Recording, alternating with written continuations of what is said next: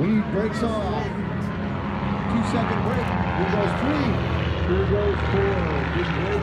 This is how you separate the aircraft. So if you're coming back in from a sortie, especially in combat, you don't want to fly a nice, long, lazy final at 90 knots.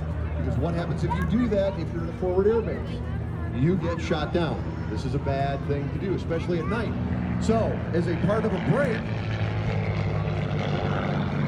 the aircraft will then break off one at a time to a 360-degree circle and recover.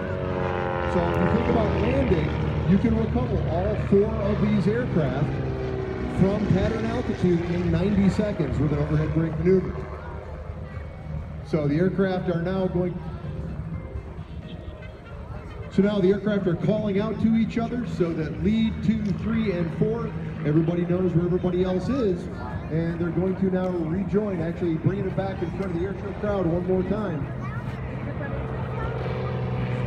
Few of the aircraft are painted in invasion stripes. If you're familiar with the events of 3-6